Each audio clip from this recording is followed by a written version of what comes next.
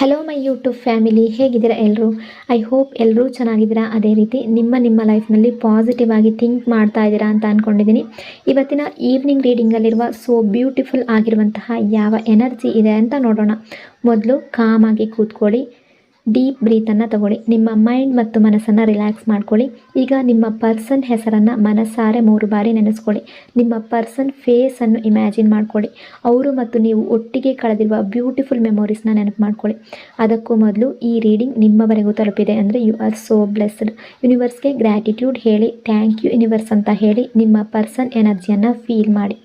Beautiful ಆಗಿರುವ energy ಬಂದಾಗ receive ಮಾಡ್ಕೊಳ್ಳಿ. ಇದು ಜನರಲ್ ರೀಡಿಂಗ್ ಆಗಿರುತ್ತೆ. ಸೊ ಎಲ್ಲ ವಿಷಯಗಳು ಎಲ್ರಿಗೂ ಮ್ಯಾಚ್ ಆಗಬೇಕು ಅಂತ ಇಲ್ಲ.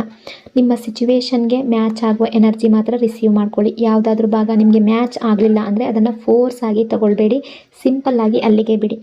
ಈ ರೀಡಿಂಗ್ನ ಉದ್ದೇಶ ಏನು ಅಂದರೆ, ಈ ಕ್ಷಣದ ಪ್ರೆಸೆಂಟ್ ಎನರ್ಜಿ ಯಾವ ರೀತಿ ಇದೆ, ನಿಮ್ಮಿಬ್ಬರ ನಡುವೆ ಯಾವ ರೀತಿಯ ಎಮೋಷನ್ಸ್ ಅಥವಾ ವೈಬ್ಸ್ ನಡೀತಾ ಇದೆ, ಅದನ್ನು ನಿಮಗೆ ತಿಳಿಸುವ ಒಂದು ಸಣ್ಣ ಪ್ರಯತ್ನ ಅಷ್ಟೇ. ಹಾಗಾಗಿ ಓವರ್ ಆಗಿ ನೆಗೆಟಿವ್ ಆಗಿ ಯೋಚನೆ ಮಾಡಬೇಡಿ. ನಿಮ್ಮ ಮನಸ್ಸನ್ನು ಅನಾವಶ್ಯಕ ಭಯಗಳಿಂದ ತುಂಬಿಸ್ಕೊಳ್ಬೇಡಿ.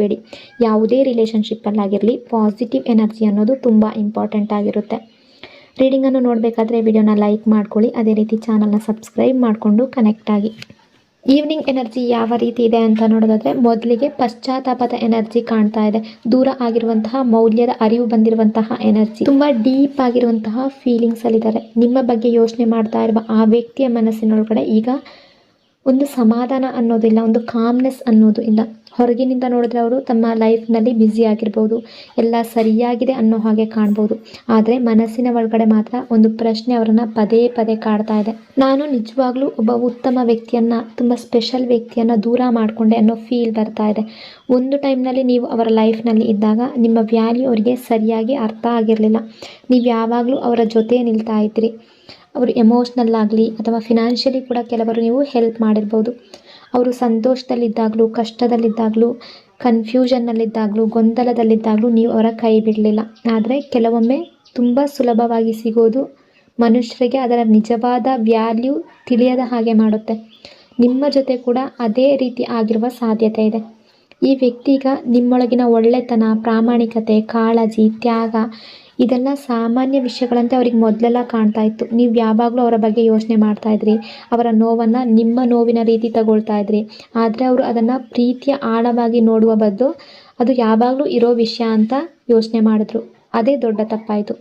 ನಿಮ್ಮ ಲೈಫ್ನಲ್ಲಿ ಒಂದು ಹಂತ ಅನ್ನೋದು ಬಂತು. ಅಲ್ಲಿ ನೀವು ನಿಂತು ನಿಮ್ಮನ್ನೇ ಪ್ರಶ್ನೆ ಮಾಡಿಕೊಂಡ್ರಿ, ನಾನು ಇಷ್ಟೆಲ್ಲ ಮಾಡ್ತಾ ಇದ್ದೀನಿ, ಇಷ್ಟೆಲ್ಲ ಎಫರ್ಟ್ ಆಗ್ತಾ ಇದ್ದೀನಿ, ಆದರೆ ನನಗೇನು ಸಿಗ್ತಾ ಇದೆ ಅನ್ನೋ ಪ್ರಶ್ನೆ ನಿಮ್ಮ ಮನಸ್ಸಿನ ಒಳಗಿನಿಂದ ಬಂತು. ಆ ಪ್ರಶ್ನೆ ನಿಮ್ಮ ಲೈಫ್ನ ತಿರುವು ಕೂಡ ಆಯಿತು. ಆ ದಿನದ ನಂತರ ನೀವು ನಿಧಾನವಾಗಿ ನಿಮ್ಮನ್ನೇ ಮತ್ತೆ ಹುಡ್ಕೊಳ್ಳೋದಕ್ಕೆ ಶುರು ಮಾಡಿದ್ರಿ. ಮೊದಲು ನೀವು ನಿಮ್ಮ ಸಂತೋಷಕ್ಕಿಂತ, ನಿಮ್ಮ ಹ್ಯಾಪಿನೆಸ್ಗಿಂತ ಅವರ ಸಂತೋಷಕ್ಕೆ, ಅವರ ಹ್ಯಾಪಿನೆಸ್ಗೆ ತುಂಬ ಬೆಲೆ ಕೊಡ್ತಾ ಇದ್ರಿ. ನಿಮ್ಮ ಸಮಯ, ನಿಮ್ಮ ಭಾವನೆ, ನಿಮ್ಮ ಪ್ರೀತಿ, ನಿಮ್ಮ ಗಮನ ಎಲ್ಲ ಕೂಡ ಅವರ ಸುತ್ತಲೇ ತಿರುಗ್ತಾ ಇತ್ತು. ಆದರೆ ಒಂದು ಹಂತದ ನಂತರ ನೀವು ಅರ್ಥ ಮಾಡ್ಕೊಂಡಿದ್ದು ಏನಂದರೆ, ಯಾರಾದರೂ ನಮ್ಮ ಪ್ರೀತಿಯನ್ನು ಗೌರವಿಸದೇ ಇದ್ದರೆ, ರೆಸ್ಪೆಕ್ಟ್ ಕೊಡದೇ ಇದ್ದರೆ, ನಮ್ಮ ತ್ಯಾಗಕ್ಕೆ ಮೌಲ್ಯ ಕೊಡದೇ ಇದ್ದರೆ ಅಲ್ಲಿ ನಿಂತು ಬಿಡಬೇಕು ಅನ್ನೋದನ್ನು ನೀವು ಕಲಿತ್ರಿ. ಸೊ ಆ ವ್ಯಕ್ತಿ ಈಗ ನಿಮ್ಮನ್ನು ನೋಡಿದಾಗ ಹಿಂದೆ ನೋಡಿದ ಹಾಗೆ ನೋಡ್ತಾ ಇಲ್ಲ. ಈಗ ಅವರು ನಿಮ್ಮೊಳಗೆ ಒಬ್ಬ ಬಲವಾದ ವ್ಯಕ್ತಿಯನ್ನು ನೋಡ್ತಾ ಇದ್ದಾರೆ, ತುಂಬ ಸ್ಟ್ರಾಂಗ್ ಆಗಿರುವ ವ್ಯಕ್ತಿಯನ್ನು ನೋಡ್ತಾ ಇದ್ದಾರೆ. ಒಂಟಿಯಾಗಿ ಲೈಫ್ನಲ್ಲಿ ಹ್ಯಾಪಿನೆಸ್ಸನ್ನು ಹುಡ್ಕೊಳ್ತಾ ಇರುವಂಥ ವ್ಯಕ್ತಿಯನ್ನು ನೋಡ್ತಾ ಇದ್ದಾರೆ. ಒಂದು ಸಲ ಅವರ ಸುತ್ತಮುತ್ತ ಸುತ್ತುತ್ತಾ ಇದ್ದ ವ್ಯಕ್ತಿ, ಅವರನ್ನು ಚೇಸ್ ಮಾಡ್ತಾ ಇದ್ದ ವ್ಯಕ್ತಿ, ಇವತ್ತು ನಿಮ್ಮ ದಾರಿಯಲ್ಲಿ ನೀವು ಮುಂದೆ ಹೋಗ್ತಾ ಇರೋದು ಅವರಿಗೆ ಕಾಣ್ತಾ ಇದೆ. ಅವರ ಮನಸ್ಸಿನ ಒಳಗಡೆ ದೊಡ್ಡ ಖಾಲಿತನ ಅನ್ನೋದು ಕಾಣಿಸ್ತಾ ಇದೆ. ಸೊ ಅವರ ಮನಸ್ಸಿನಲ್ಲಿ ತುಂಬ ಡೀಪ್ ಆಗಿರುವಂತಹ ಪಶ್ಚಾತ್ತಾಪ ಇದೆ. ನೀವು ಬದಲಾಗಿರೋದಕ್ಕೆ ಅಲ್ಲ, ನೀವು ದೂರ ಹೋಗಿರೋದಕ್ಕೆ ಅಲ್ಲ, ನಿಮ್ಮ ಮೌಲ್ಯ ಅರ್ಥಕೊಂಡಿರೋದಕ್ಕೆ. ಯಾಕೆಂದರೆ ನೀವು ಅವರನ್ನು ಈಗ ಚೇಸ್ ಮಾಡ್ತಾ ಇಲ್ಲ, ಅವರಿಗಾಗಿ ತುಂಬ ಟೈಮ್ ಕೊಡ್ತಾ ಇಲ್ಲ. ಸೊ ಅದು ಅವ್ರಿಗೆ ಕ್ಲಿಯರಾಗಿ ಗೊತ್ತಾಗ್ತಾ ಇದೆ. ನೀವು ಯಾವತ್ತೂ ವೀಕ್ ಆಗಿರಲಿಲ್ಲ, ನೀವು ಪ್ರೀತಿಯಿಂದ ತಲೆ ಬಾಗಿದ್ರಿ ಅಷ್ಟೇ. ಅದನ್ನು ಅವರು ವೀಕ್ನೆಸ್ ಅಂತ ತಪ್ಪಾಗಿ ಅರ್ಥ ಮಾಡ್ಕೊಂಡಿದ್ರು. ತುಂಬ ಚೇಸ್ ಮಾಡ್ತಾ ಇದ್ದಾಗ ನಿಮ್ಮ ವೀಕ್ನೆಸ್ಸನ್ನು ಅವರು, ನಿಮ್ಮ ಪ್ರೀತಿಯನ್ನು ಅವರು ಅಷ್ಟಾಗಿ ಅರ್ಥ ಮಾಡ್ಕೊಳ್ಳಿಲ್ಲ. ಸೊ ಈಗ ಅವರಿಗೆ ಕ್ಲಾರಿಟಿ ಅನ್ನೋದು ಸಿಗ್ತಾ ಇದೆ.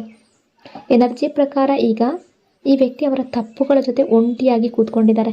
ನೀವು ಕೊಟ್ಟ ಪ್ರೀತಿ, ನೀವು ಕೊಟ್ಟ ಕೇರ್, ಕಾಳಜಿ, ಸಮಯ ಇದೆಲ್ಲ ಮತ್ತೆ ಮತ್ತೆ ನೆನಪಾಗ್ತಾ ಇದೆ.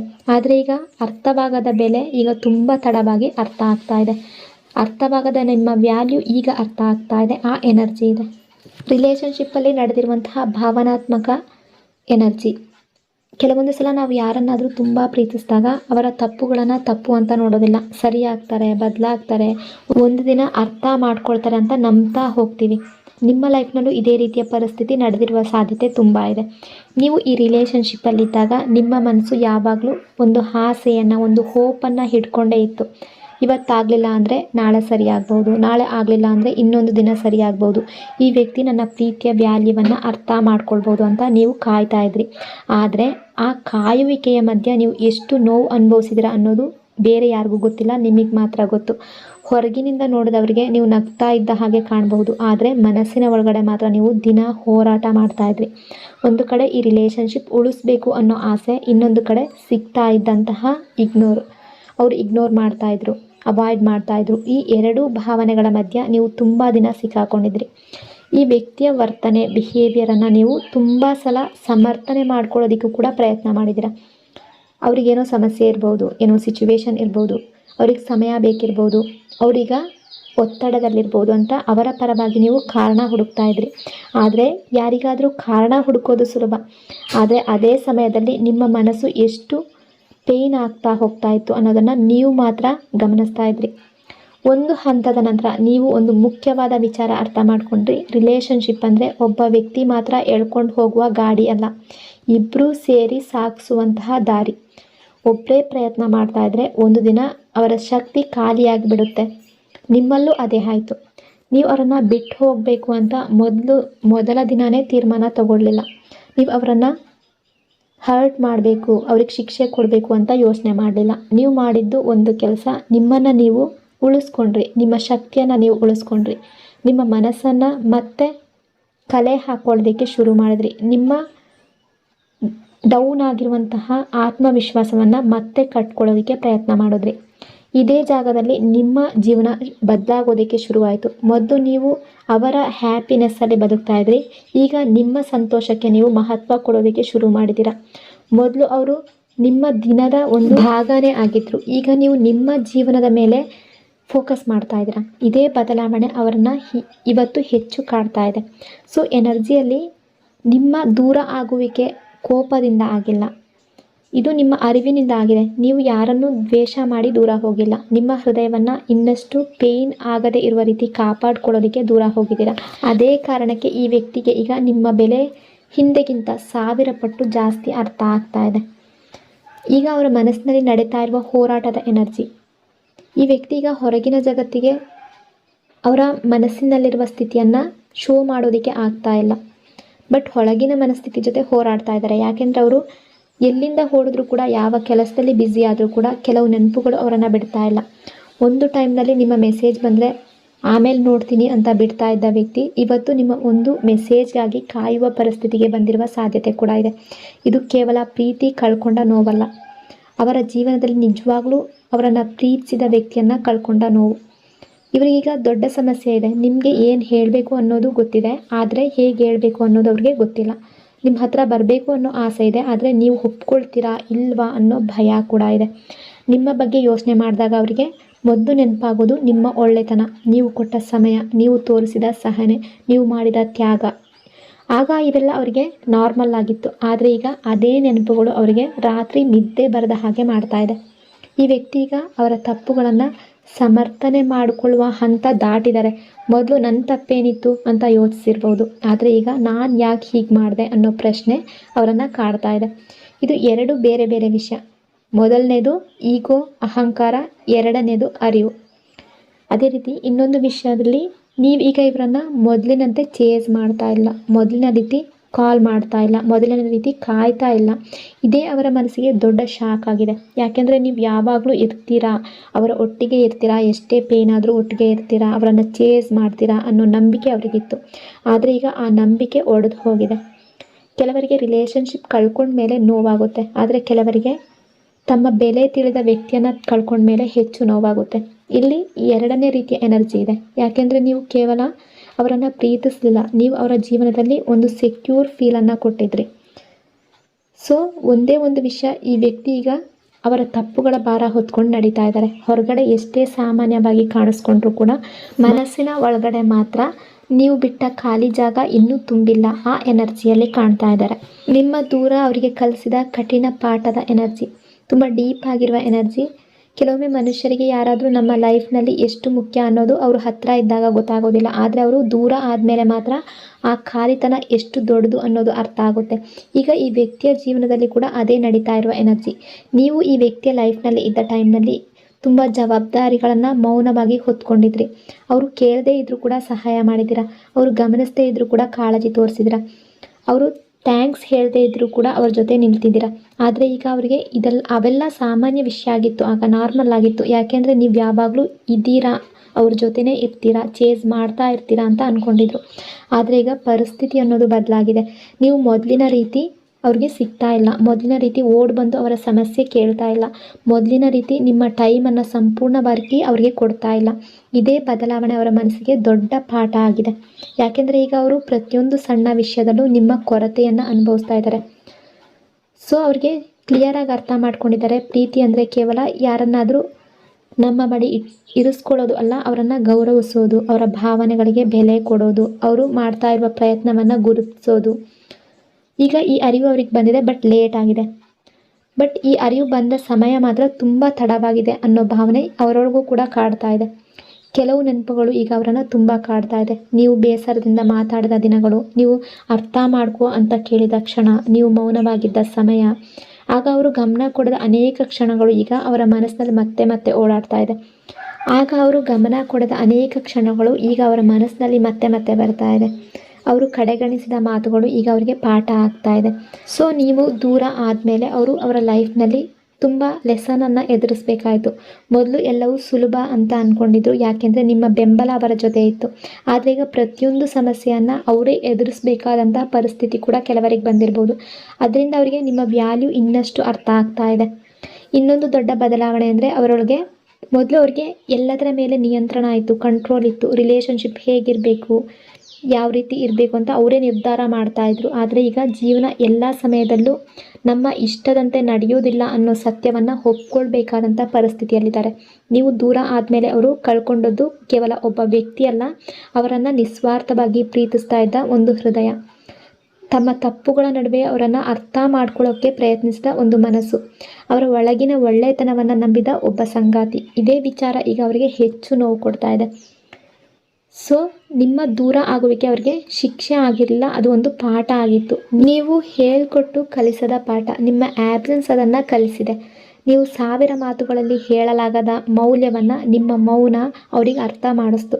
ಅದಕ್ಕಾಗಿ ಇವತ್ತು ಈ ವ್ಯಕ್ತಿ ಹಿಂದಿಗಿಂತ ಹೆಚ್ಚು ಯೋಚನೆ ಮಾಡ್ತಾ ಇದ್ದಾರೆ, ಹೆಚ್ಚು ಪಶ್ಚಾತ್ತಾಪ ಪಡ್ತಾ ಇದ್ದಾರೆ, ಮತ್ತು ಅವರ ಲೈಫ್ನಲ್ಲಿ ನಿಜವಾಗ್ಲೂ ಏನು ದೂರ ಮಾಡಿಕೊಂಡ್ರು ಅನ್ನೋದನ್ನು ನಿಧಾನವಾಗಿ ಅರಿತುಕೊಳ್ತಾ ಇದ್ದಾರೆ. ಮತ್ತೆ ಕಾಂಟ್ಯಾಕ್ಟ್ ಮಾಡುವುದಕ್ಕೆ ಆಸೆ ಇದೆ, ಆದರೆ ಭಯದ ಎನರ್ಜಿ ಸೂಕ್ಷ್ಮವಾದ ಭಾವನೆಗಳನ್ನು ತೋರಿಸ್ತಾ ಇದೆ. ಹೊರಗಿನಿಂದ ನೋಡಿದ್ರೆ ಈ ವ್ಯಕ್ತಿ ತುಂಬ ಅವರ ಲೈಫ್ನಲ್ಲಿ ಮುಂದೆ ಹೋಗಿರುವ ಹಾಗೆ ಕಾಣ್ಬೋದು, ಕೆಲವೊಂದು ಸಲ ಎಲ್ಲವೂ ಸರಿಯಾಗಿದೆ ಅನ್ನೋ ಹಾಗೆ ತೋರಿಸ್ಬೋದು. ಆದರೆ ಅವರ ಮನಸ್ಸಿನೊಳಗಡೆ ಮಾತ್ರ ಒಂದು ಖಾಲಿತನ ಇನ್ನೂ ಉಳಿದಿದೆ. ಅದು ನಿಮ್ಮ ಜಾಗ, ಅದು ನಿಮ್ಮ ನೆನಪು, ಅದು ಒಮ್ಮೆ ಅವರ ಲೈಫ್ನಲ್ಲಿ ಇದ್ದ ಸಂಬಂಧದ ಗುರುತು, ರಿಲೇಷನ್ಶಿಪ್ ಗುರುತು. ಈ ವ್ಯಕ್ತಿಯ ಮನಸ್ಸಿನಲ್ಲಿ ಈಗ ಒಂದು ಬಲವಾದ ಆಸೆ ಇದೆ, ಮತ್ತೊಂದು ಸಲ ನಿಮ್ಮ ಜೊತೆ ಮಾತಾಡಬೇಕು, ಮತ್ತೊಂದು ಸಲ ನಿಮ್ಮ ಧ್ವನಿ ಕೇಳಬೇಕು, ಮತ್ತೊಂದು ಸಲ ನಿಮ್ಮ ಮನಸ್ಸಿನಲ್ಲಿ ಅವರ ಬಗ್ಗೆ ಏನಿದೆ ಅನ್ನೋದನ್ನು ತಿಳ್ಕೊಳ್ಬೇಕು.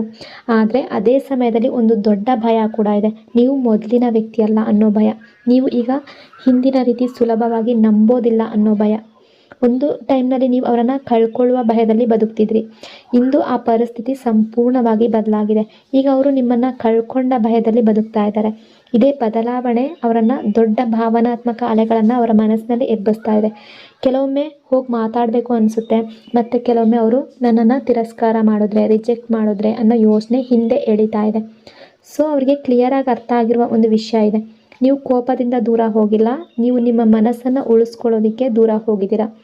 ಇದೇ ಕಾರಣಕ್ಕೆ ಅವರಿಗೆ ಪರಿಸ್ಥಿತಿ ಇನ್ನೂ ಕಷ್ಟ ಆಗಿದೆ. ಯಾಕೆಂದರೆ ಕೋಪದಲ್ಲಿರುವ ವ್ಯಕ್ತಿಯನ್ನು ಸಮಾಧಾನ ಮಾಡ್ಬೋದು, ಆದರೆ ಮನಸ್ಸಿನಲ್ಲಿ ನಿರ್ಧಾರ ಮಾಡಿಕೊಂಡ ವ್ಯಕ್ತಿಯನ್ನು ಬದಲಾಯಿಸೋದು ತುಂಬ ಕಷ್ಟ. ಇವರು ಕೆಲವೊಮ್ಮೆ ನಿಮ್ಮ ಹಳೆಯ ನೆನಪುಗಳಲ್ಲಿ ಬದುಕ್ತಾ ಇದ್ದಾರೆ.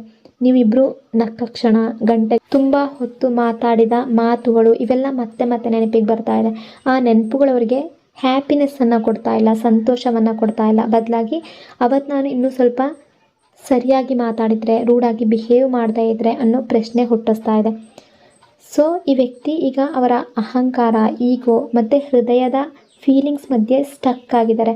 ಅಹಂಕಾರ ಹೇಳ್ತಾ ಇದೆ ನೀನು ಮೊದಲು ಹೋಗಬೇಡ, ಆದರೆ ಹೃದಯ ಹೇಳ್ತಾ ಇದೆ ಈ ಸಲ ಹೋಗಿಲ್ಲ ಅಂದರೆ ಜೀವನ ಪೂರ್ತಿ ಪಶ್ಚಾತ್ತಾಪ ಉಳಿಬಹುದು. ಈ ಒಳಗಿನ ಹೋರಾಟ ಅವ್ರಿಗೆ ನೆಮ್ಮದಿ ಕೊಡ್ತಾ ಇಲ್ಲ. ನಿಮ್ಮ ಬಗ್ಗೆ ಅವರು ಯೋಚನೆ ಮಾಡುವ ರೀತಿ ಕೂಡ ಬದಲಾಗಿದೆ. ಮೊದಲು ನೀವು ಯಾವಾಗಲೂ ಅವರ ಹತ್ರನೇ ಇರ್ತೀರಾ ಅನ್ನೋ ಭಾವನೆ ಇತ್ತು. ಈಗ ನೀವು ನಿಮ್ಮ ಲೈಫ್ ಕಟ್ಕೊಂಡು, ನಿಮ್ಮ ಮೌಲ್ಯ ಅರಿತುಕೊಂಡು, ನಿಮ್ಮ ಹ್ಯಾಪಿನೆಸ್ಸನ್ನು ನೀವು ಆಯ್ಕೆ ಮಾಡ್ಕೊಂಡಿರೋದನ್ನು ನೋಡಿ ಅವರಿಗೆ ನಿಮ್ಮ ಮೇಲೆ ಹೊಸ ರೀತಿಯ ಗೌರವ ಕೂಡ ಇದೆ. ಈ ಗೌರವದ ಜೊತೆ ನಿಮ್ಮನ್ನು ದೂರ ಮಾಡಿಕೊಂಡ ನೋವು ಕೂಡ ಸೇರಿಕೊಂಡಿದೆ. ಸೊ ಡೀಪ್ ಆಗಿರುವ ಭಾವನೆ ಕಾಣಿಸ್ತಾ ಇದೆ. ಅವ್ರಿಗೀಗ ಕೇವಲ ಈ ರಿಲೇಷನ್ಶಿಪ್ ಮತ್ತೆ ಬೇಕು ಅನ್ನೋ ಆಸೆ ಮಾತ್ರ ಅಲ್ಲ, ನಿಮ್ಮ ಕ್ಷಮೆ ಕೂಡ ಬೇಕು ಅನ್ನೋ ಭಾವನೆ ಇದೆ. ಯಾಕೆಂದರೆ ಕೆಲವೊಂದು ಸಲ ಮನುಷ್ಯನಿಗೆ ಪ್ರೀತಿಗಿಂತ ಮೊದಲು ತನ್ನ ತಪ್ಪಿಗೆ ಕ್ಷಮೆ ಸಿಗಬೇಕು ಅನ್ನೋ ಅಗತ್ಯ ಹುಟ್ಟುತ್ತೆ. ಇಲ್ಲಿ ಅದೇ ಎನರ್ಜಿ ಇದೆ. ಈ ವ್ಯಕ್ತಿ ಎಷ್ಟೇ ಬಯಸಿದ್ರೂ ಕೂಡ ಅವರ ಕೊನೆ ನಿರ್ಧಾರ ಈಗ ಅವರ ಕೈಯಲ್ಲಿ ಇಲ್ಲ. ಒಂದು ಟೈಮ್ನಲ್ಲಿ ಈ ರಿಲೇಷನ್ಶಿಪ್ ದಿಕ್ಕು ಅವರ ನಿರ್ಧಾರಗಳಿಂದ ಸಾಗ್ತಾ ಇತ್ತು, ಅವರ ಕಂಟ್ರೋಲ್ನಲ್ಲೇ ಇತ್ತು. ಆದರೆ ಇವತ್ತು ಪರಿಸ್ಥಿತಿ ಬದಲಾಗಿದೆ. ಈಗ ನೀವು ಏನು ಬಯಸ್ತೀರಾ, ನಿಮ್ಮ ಹೃದಯ ಏನು ಹೇಳ್ತಾ ಇದೆ, ನಿಮ್ಮ ಮನಸ್ಸಿಗೆ ಯಾವ ರೀತಿಯಲ್ಲಿ ಅನ್ನಿಸ್ತಾ ಇದೆ, ಅದೇ ದಾರಿಯಲ್ಲಿ ಹೋಗುತ್ತೆ ಅನ್ನೋ ರೀತಿ ಥಿಂಕ್ ಮಾಡ್ತಾ ಇದ್ದಾರೆ. ಈ ವ್ಯಕ್ತಿ ನಿಮ್ಮ ಬಗ್ಗೆ ಇರುವ ಭಾವನೆಗಳನ್ನು ಸಂಪೂರ್ಣವಾಗಿ ಬಿಡೋದಕ್ಕೆ ಸಾಧ್ಯ ಆಗ್ತಾ ಇಲ್ಲ ಅನ್ನೋ ಎನರ್ಜಿ. ನೀವು ದೂರ ಹೋದಷ್ಟು ಅವರು ನಿಮ್ಮ ವ್ಯಾಲ್ಯೂವನ್ನು ಇನ್ನಷ್ಟು ಅರ್ಥ ಮಾಡ್ಕೊಳ್ತಾ ಇದ್ದಾರೆ. ನಿಮ್ಮ ಮೌನ ಅವರಿಗೆ ಅನೇಕ ಉತ್ತರಗಳನ್ನು ಕೊಟ್ಟಿದೆ. ನಿಮ್ಮ ಆ್ಯಬ್ಸೆನ್ಸ್ ಅವರಿಗೆ ಅನೇಕ ಪಾಠಗಳನ್ನು ಕಲಿಸಿದೆ. ಮತ್ತು ಇವತ್ತು ಅವರ ಹೃದಯದಲ್ಲಿ ಉಳಿದಿರುವ ದೊಡ್ಡ ಆಸೆ ಏನು ಅಂದರೆ, ಒಂದು ಅವಕಾಶ ಸಿಕ್ಕಿದ್ರೆ ಈ ಸಲ ಎಲ್ಲವನ್ನು ಸರಿ ಮಾಡ್ತೀನಿ ಅನ್ನುವ ಡಿಸೈರ್ ಇದೆ. ಆದರೆ ಜೀವನ ಯಾವಾಗಲೂ ಎರಡನೇ ಅವಕಾಶ ಕೊಡುತ್ತಾ ಇಲ್ವಾ ಅನ್ನೋದಕ್ಕಿಂತ ಆ ಅವಕಾಶಕ್ಕೆ ಇಬ್ಬರ ಮನಸ್ಸು ಸಿದ್ಧ ಆಗಿದೆಯಾ ಅನ್ನೋದು ಕೂಡ ಮುಖ್ಯ ಆಗುತ್ತೆ. ಅದೇ ಪ್ರಶ್ನೆ ಈಗ ಈ ರಿಲೇಷನ್ಶಿಪ್ ಮುಂದೆ ನಿಂತಿದೆ. ರಿಲೇಷನ್ಶಿಪ್ಪಲ್ಲಿ ಜೀವನ ಅನ್ನೋದು ಅವಕಾಶ ಕೊಡುತ್ತೋ ಇಲ್ವೋ ಅನ್ನೋದು ಒಂದು ಕಡೆ, ಆದರೆ ಆ ಅವಕಾಶ ಬಂದಾಗ ಅದನ್ನು ಸ್ವೀಕಾರ ಮಾಡುವಷ್ಟು ಬದಲಾವಣೆ ಇಬ್ಬರ ಮನಸ್ಸಿನಲ್ಲೂ ಆಗಿದೆಯಾ ಅನ್ನೋದು ದೊಡ್ಡ ಪ್ರಶ್ನೆ. ಯಾಕೆಂದರೆ ಒಡೆದ ರಿಲೇಷನ್ಶಿಪ್ ಮತ್ತೆ ಸೇರೋದು ಕಷ್ಟ ಅಲ್ಲ, ಆದರೆ ಅದೇ ತಪ್ಪುಗಳು ಮತ್ತೆ ಆಗದ ಹಾಗೆ ಇಬ್ಬರು ಮನಸ್ಸಿನ ಒಳಗಿನಿಂದ ಬದಲಾಗಿರಬೇಕು. ಈಗ ಈ ರಿಲೇಷನ್ಶಿಪ್ ಕೂಡ ಅಂಥದ್ದೇ ಒಂದು ತಿರುವಿನ ಬಳಿ ನಿಂತಿದೆ ಅನ್ನೋ ಎನರ್ಜಿ ಇದೆ. ಒಂದು ಕಡೆ ಹಳೆಯ ನೆನಪುಗಳು ಕರೀತಾ ಇದೆ, ಇನ್ನೊಂದು ಕಡೆ ಹಳೆಯ ಗಾಯಗಳು ಇನ್ನೂ ಸಂಪೂರ್ಣವಾಗಿ ಮನಸ್ಸಿನಿಂದ ಹೋಗಿಲ್ಲ. ಹೀಗಿರುವಾಗ ಮುಂದಿನ ಹೆಜ್ಜೆ ಪ್ರೀತಿಯಿಂದ ಮಾತ್ರ ನಿರ್ಧಾರ ಆಗೋದಿಲ್ಲ, ಅರಿವಿನಿಂದ, ಒಂದು ಮೆಚ್ಯೂರಿಟಿಯಿಂದ, ಒಂದು ಹೃದಯದ ನಿಜವಾದ ಸಿದ್ಧತೆಯಿಂದ ನಿರ್ಧಾರ ಆಗುತ್ತೆ. ಒಂದು ಸಲ ದೂರ ಆಗಿರುವಂತಹ ರಿಲೇಷನ್ಶಿಪ್ ಮತ್ತೆ ಸಿಗಬಹುದು, ಮತ್ತೆ ಹತ್ತಿರ ಬರಬಹುದು. ಆದರೆ ಅದೇ ಹೃದಯ, ಅದೇ ನಂಬಿಕೆ, ಅದೇ ನಿರಾಳತೆ ಮತ್ತೆ ಮರಳಿ ಬರಬೇಕು ಅಂದರೆ ಇಬ್ಬರೊಳಗೂ ಕೂಡ ದೊಡ್ಡ ಬದಲಾವಣೆ ಆಗಿರಬೇಕು. ಈಗ ಈ ರಿಲೇಷನ್ಶಿಪ್ಪಲ್ಲಿ ಮುಂದೆ ನಿಂತಿರುವ ಪ್ರಶ್ನೆ ಮತ್ತೆ ಒಂದಾಗ್ತೀವ, ಮತ್ತೆ ಕಾಂಟ್ಯಾಕ್ಟ್ ಮಾಡ್ತೀವ ಅನ್ನೋದಕ್ಕಿಂತ ಮತ್ತೆ ಕಾಂಟ್ಯಾಕ್ಟ್ ಆದರೆ ಈ ಸಲ ನಿಜವಾಗ್ಲೂ ಮತ್ತೆ ಈ ಪ್ರೀತಿ ಅನ್ನೋದು ಉಳಿಯುತ್ತಾ? ಪ್ರೀತಿ ಅನ್ನೋದು ಮತ್ತೆ ಶುರು ಆಗ್ಬೋದು, ಆದರೆ ಮೊದಲಿನ ರೀತಿ ನಂಬಿಕೆ ಬರಬೇಕು ಅಂದರೆ ಇಬ್ಬರು ಸಾಕಷ್ಟು ಅನುಭವದಿಂದ ಬದಲಾಗಿರಬೇಕು. ಯಾರು ಯಾವ ತಪ್ಪು ಮಾಡಿದ್ರು, ಅದರಿಂದ ಏನನ್ನು ಕಳ್ಕೊಂಡ್ರು, ಏನು ದೂರ ಆಯಿತು ಅನ್ನೋದನ್ನು ಅರ್ಥ ಮಾಡ್ಕೊಂಡಿರಬೇಕು. ಆಗ ಮಾತ್ರ ರಿಲೇಷನ್ಶಿಪ್ ಅನ್ನೋದು ಸ್ಟ್ರಾಂಗ್ ಆಗುತ್ತೆ, ಗಟ್ಟಿಯಾಗುತ್ತೆ. ಸೊ ಈ ಈವ್ನಿಂಗ್ ರೀಡಿಂಗ್ ಎನರ್ಜಿ ನಿಮಗೆ ಇಷ್ಟ ಆಗಿದೆ ಅಂದ್ಕೊಂಡಿದ್ದೀನಿ. ಇಷ್ಟ ಆಗಿದರೆ ಪಾಸಿಟಿವ್ ಆಗಿ ಕಮೆಂಟ್ ಮಾಡಿ. ನಿಮ್ಮ ಮನಸ್ಸಿನಲ್ಲಿರುವಂತಹ ಪಾಸಿಟಿವ್ ವಿಷಸ್ಗಳು, ನಿಮ್ಮ ರಿಲೇಷನ್ಶಿಪ್ನ ಬಗ್ಗೆ ಇರುವ ನಿಮ್ಮ ಕನಸುಗಳು ಆದಷ್ಟು ಬೇಗ ರಿಯಾಲಿಟಿಗೆ ಬರಲಿ ಅಂತ ಬ್ಲೆಸ್ ಮಾಡ್ತಾ ಇನ್ನೊಂದು ಬ್ಯೂಟಿಫುಲ್ ರೀಡಿಂಗಲ್ಲಿ ಮತ್ತೆ ಸಿಗ್ತೀನಿ. ಅಲ್ಲಿವರೆಗೂ ಟೇಕ್ ಕೇರ್. ನಿಮ್ಮ ಪ್ರೀತಿ, ನಿಮ್ಮ ಸಪೋರ್ಟ್ಗೆ thank you so much. Lots and lots of love. God bless you all.